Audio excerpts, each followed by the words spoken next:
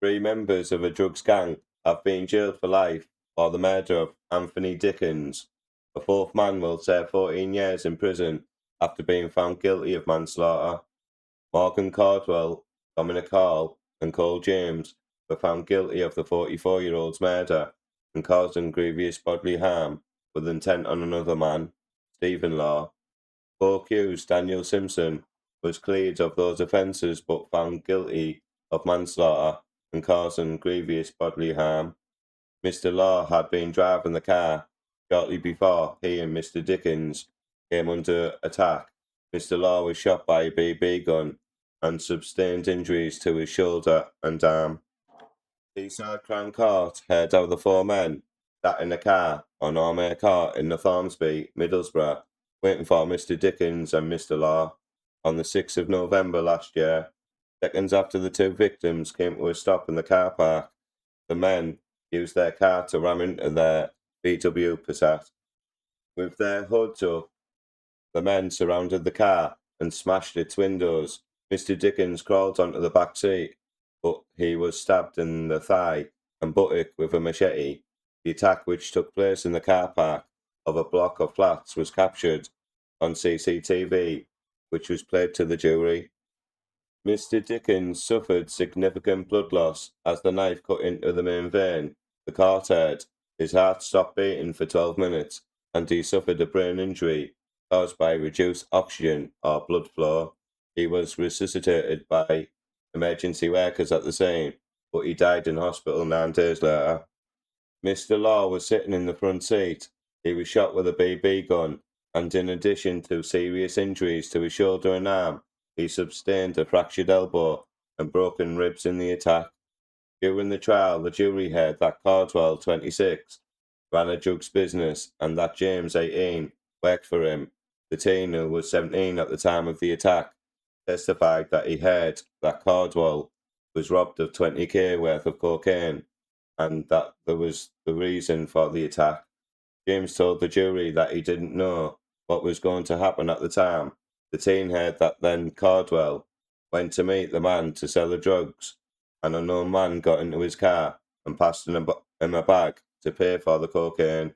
The court heard that instead of the bag containing 20,000, the bag was full of toilet paper.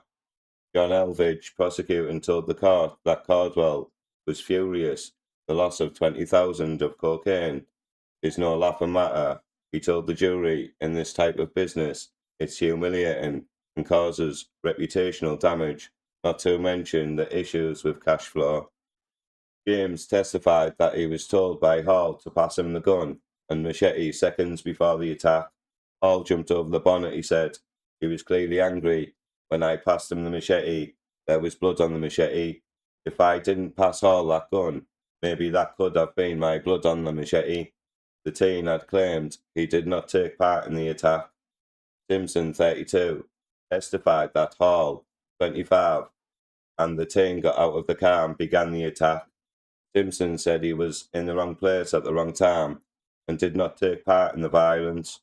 He told the jury he didn't go to support them or help them and said he should have left, but he was afraid of the other men would turn on him. The men fled after the attack, leaving Mr. Dickens seriously injured in the car. The four defendants, who are all from Middlesbrough, were convicted on the 13th of May. Morgan Caldwell of Cannock Road was found guilty of murder and grievous bodily harm with intent. Dominic Hall of Greencroft Walk was found guilty of murder and GBH with intent. Cole James of Barrington Crescent was found guilty of murder and GBH with intent. Daniel Simpson of Coaldale Road was found not guilty of murder but guilty of manslaughter. He was found not guilty of GBH with intent but guilty of GBH. On Monday, July the 20th, the four were back in court from prison to be sentenced. Anthony Dickens' sister, Claire, read out a statement on behalf of her family.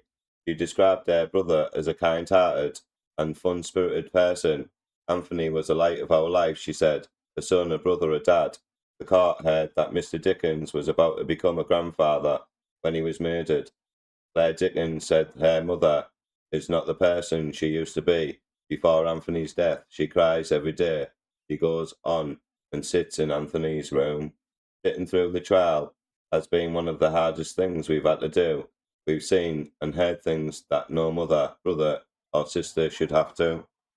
Addressing the four men in the dock, she said, "You were too cowardly to own up to what you had each done.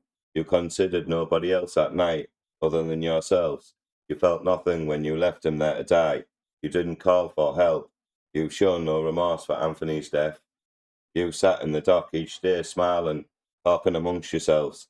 I hope and pray that each and every one of you gets exactly what you deserve, regardless of which of you delivered the fatal blow. You all played your part, and I hope that night plays over and over in your heads for as long as you live." Defence barristers for the four men pointed out that Caldwell did not use the firearm, that there was no evidence at all of James putting a knife in the car, or being present when others put weapons in the car. Mac McCone, KC, said James said, "It is more likely that the 17-year-old could decide to go along with the other people were doing because of his immaturity." Hall's barrister, Peter Makepeace, KC, told the court that personal references paint an entirely different side to his client. Hall feels aware of what he's done extremely strongly, Mr. Makepeace added. Simpson, who was convicted of manslaughter but pleaded murder, wasn't part of any plan to inflict serious harm on Mr. Law or Mr. Dickens. James Bourne, Arton, KC, told the court, he didn't personally assault them. He wasn't armed with anything. Simpson's barrister argued that he was a drugs customer who had got himself into a high level of debt. That is different to being a member of an organised crime group. Simpson was said to be driving others around that night in the car because he was in debt to call James. Judge Jonathan Carroll jailed Caldwell for life with a minimum term of 30 years. Hall was handed a life sentence with a minimum term of 28 years, and James will serve a minimum of 26 years of his life sentence. Simpson was jailed for 14 years. Please like this video, please comment, and don't forget to subscribe. Thank you.